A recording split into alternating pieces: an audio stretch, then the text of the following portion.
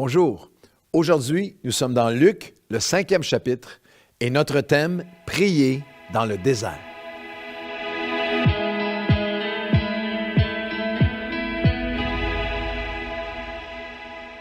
Bonjour à tous et bienvenue à votre café matinal. Quelle joie de connecter avec vous où que vous soyez. Tout le monde de Nouvelle Vie sur tous nos sites et aussi tous ceux qui nous suivent de partout au Québec. Particulièrement, je souligne aujourd'hui la ville de Québec où je reçois plein de courriels de la ville de Québec, mais aussi bien sûr de partout à travers la francophonie, vous qui nous suivez sur On est ensemble ou sur EMCI ou le Top Chrétien. Bienvenue, bienvenue. Quelle aventure, quel pèlerinage de foi vous m'encouragez par tous les courriels que je reçois alors que nous traversons cette vision, cette pensée que Dieu a mis sur mon cœur de créer ce dévotionnel en ligne où on traverserait ensemble chaque chapitre, les 4 évangiles et chaque chapitre avec un café matinal par chapitre. L'évangile de Matthieu est déjà là en entier pour vous. Vous pouvez commencer du début ou si vous en avez manqué, ils sont toujours là. L'évangile de Marc et maintenant nous sommes dans l'évangile de Luc, le 5e chapitre.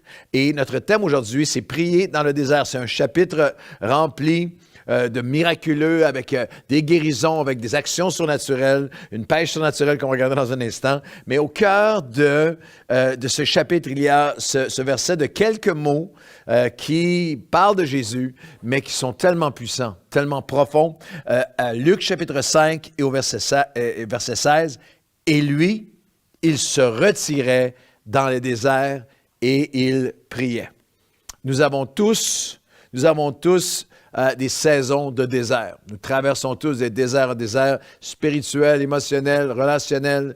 Bien sûr que la pandémie a été une saison de désert à toutes sortes d'égards. Nous traversons tous des saisons de désert aussi dans nos cœurs, dans nos âmes, spirituellement. Et dans nos déserts, il y a toutes sortes, lorsqu'on se retire dans un désert, on se retrouve retiré dans le désert, bien souvent involontairement, mais on se retrouve dans le désert, on peut se retirer pour faire toutes sortes de choses dans le désert lorsqu'on le traverse durement. Nous pouvons nous retirer pour nous isoler. Commencer à laisser nos pensées vagabonder. Nous pouvons parfois dans le désert, lorsqu'on traverse des pires déserts, parce qu'il peut y avoir des déserts de deuil, de défaite, de découragement, de maladie, des déserts de solitude, de déception. Lorsque nous nous retirons dans les déserts, ça peut être pour nous isoler.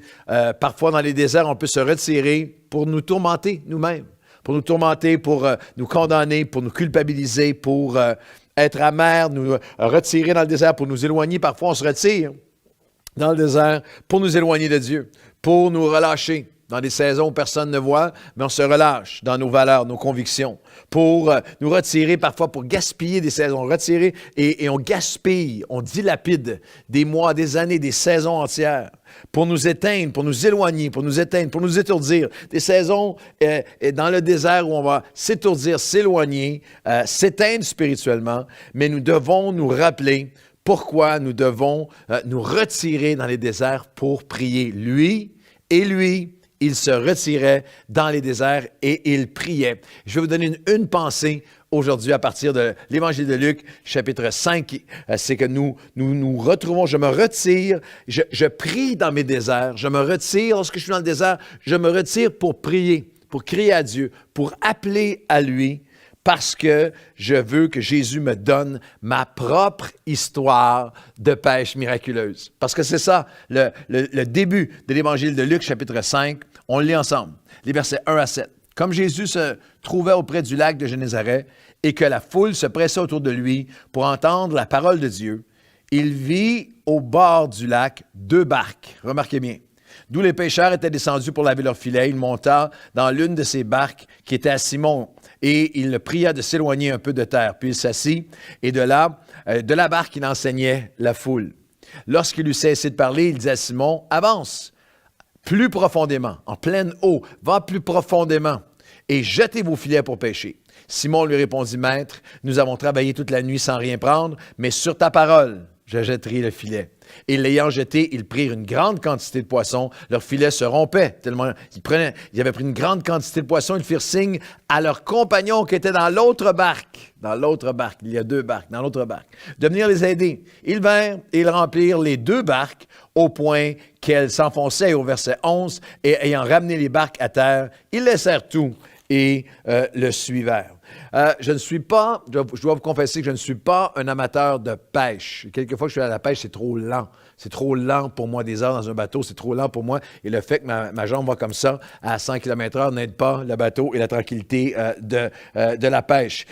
Et tout le monde a déjà entendu des histoires de pêche. Des histoires de pêche qui sont souvent tendance à être exagérées. Ils ont attrapé Nemo, mais ils en parlent comme s'ils avaient pris Jaws. Alors, il y a des histoires de pêche. Mais l'apôtre Pierre a aussi, ce qu'on vient de lire, c'est l'histoire de pêche suprême. C'est l'histoire de pêche de l'apôtre Pierre. Et ce qui m'a percuté, c'est qu'il y avait 2 barques. Il y avait 2 barques. Ça m'a percuté. Il y a une barque qui a vécu le miraculeux. Il y a une barque qui a entendu Jésus parler, qui a entendu la voix, qui a répondu. Il y a une barque qui a vécu le miraculeux. Et il y a l'autre, d'une certaine façon, la bénédiction. Et l'autre barque, la deuxième barque, n'a pas vécu le miraculeux pour elle-même. Elle a vécu comme par procuration, par l'obéissance de l'autre. Elle est comme une touriste.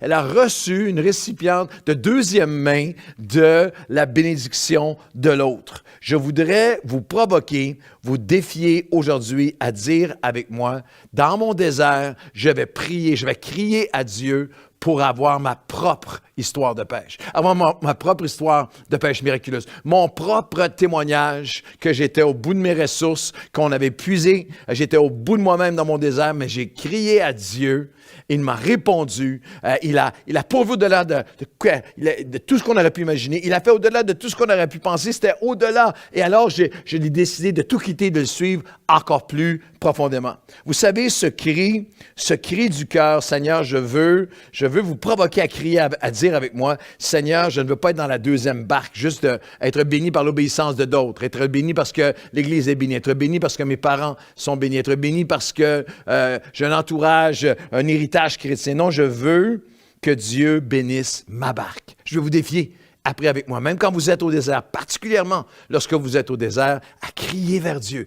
Seigneur, viens bénir ma barque, viens bénir ma maison, viens bénir ma famille, viens bénir mes enfants, viens bénir mon entreprise, viens bénir mon service pour toi, ma vie, mon cœur pour toi, mon cœur. Je ne veux plus seulement raconter l'histoire de la bénédiction de l'autre ou me réjouir de l'autre. Et vous savez que cette espèce de cri qui n'est pas du tout dans l'envie ou la jalousie ou l'ingratitude pour ce que Dieu fait ailleurs ou hier, mais une nouvelle vie depuis 28 ans ici au Québec. Le Québec qui est connu pour toutes ses rationalisations et ses excuses pourquoi Dieu ne peut pas faire ici ce qu'il fait ailleurs ou ce qu'il fait hier dans le premier message que j'ai apporté à Nouvelle Vie il y a 28 ans. Et depuis 28 ans, il y a un cri fondateur à l'Église Nouvelle Vie. Seigneur, merci pour ce que tu as fait hier, les grands réveils du passé.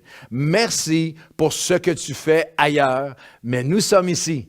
Nous sommes aujourd'hui, viens bénir ma barque. Même dans mon désert, il se retirait dans lui. Il se retirait dans les déserts et il priait. Toi, moi, qu'est-ce qui va être dit de moi? Qu'est-ce qui va être dit de toi lorsque je traverse mon désert? Est-ce que je vais crier à Dieu pour dire, aujourd'hui, Seigneur, viens dans ma vie. Je ne veux plus raconter ou seulement écouter les histoires miraculeuses des autres. Je veux plus qu'être béni par l'obéissance d'un autre.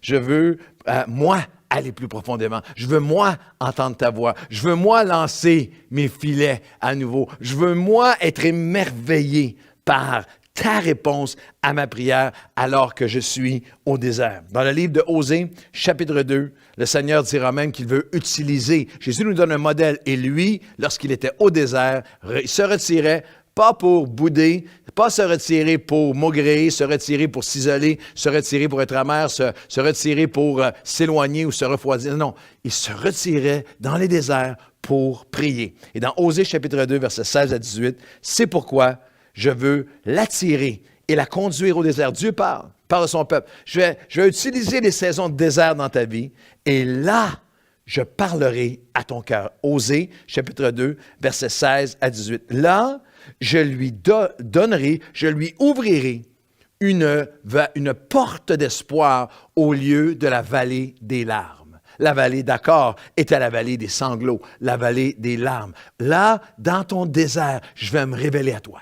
Dans le désert, Dieu veut se révéler à toi. Dans ton désert, il veut, lorsque tu te retires dans le désert et que tu pries, il veut se révéler à toi. Là, au désert, lorsque tu penses qu'il n'y a plus rien, il ne se passe rien. Non, là, au désert, lui, il priait. Là, au désert, c'est pourquoi je veux l'attirer et le conduire au désert. Et là, je parlerai à son cœur. Après toutes ces années, ces 4 décennies et plus à marcher avec Dieu, je connais ce paradoxe puissant que dans mes pires saisons de désert, lorsque je crie à lui, il y a certaines des plus profondes révélations. Fraîche révélation, ma barque à moi, ma propre histoire, mon propre témoignage miraculeux. Là, je parlerai à son cœur, j'ouvrirai une porte d'espoir, et là, il chantera à nouveau. En ce jour-là, dit l'Éternel, tu m'appelleras mon époux et tu ne m'appelleras plus mon maître. Il parle que au désert, lorsque tu vas crier à lui, il va y avoir une relation plus profonde, une intimité plus profonde, une connaissance de Dieu plus profonde. Au début de l'année 2020, au mois de mars 2020, j'étais dans un temps de jeûne et de prière prolongée, puis on avait tous les plans. Pour l'année 2020, on avait toute une séquence, on avait un plan très précis, toutes sortes de choses enlignées pour les prochains 12 mois à l'avance, et dans un temps de prière, dans un temps de recherche et de prière. Et honnêtement, dans un temps, alors que la pandémie a commencé à s'annoncer et que brutalement, nous avons été plongés dans, on ne fait plus de réunions, on ne peut plus se réunir, c'est le confinement, c'est une saison de désert à plusieurs égards, mais Dieu m'a parlé à travers 1 Corinthiens chapitre 15, où l'apôtre Paul était dans l'incertitude. Peut-être séjournerai-je, j'étais séparé des croyants, comme on l'était tous. Peut-être séjournerai-je auprès de vous, ou même y passerai-je l'hiver, afin que vous m'accompagniez. Je ne veux pas cette fois, vous voir en passant, mais j'espère demeurer. Il y a toute cette incertitude. Je m'identifiais avec cette incertitude. Tous mes plans sont balancés. On est au désert. Mais l'apôtre Paul, au verset 9, a dit « Mais une porte grande et d'un accès efficace m'est ouverte, et les adversaires sont nombreux. » Et dans mon journal de prière, j'avais écrit, je n'avais aucune idée de ce qui s'en venait, mais j'avais été percuté par la pensée que ça va être une saison, cette prochaine saison, avec la pandémie, on n'avait aucune idée de ce qui se passait. Tout ce qu'on savait, c'est qu'il n'y avait plus de réunions. Il faut aller en ligne, on ne savait même pas comment faire et tout ça. Mais j'ai eu cette parole sur mon cœur au désert, que ça serait, j'avais écrit dans mon journal personnel, dans mon journal de prière, une saison d'incertitude, mais de grand impact. De grand impact. Je ne savais pas comment. Et lorsqu'on se retrouve après l'année 2020, l'année 2021, tout ce que Dieu a fait, la multiplication des églises que nous avons implantées, le nombre d'abonnés, une porte ouverte de grand impact qui s'est ouverte.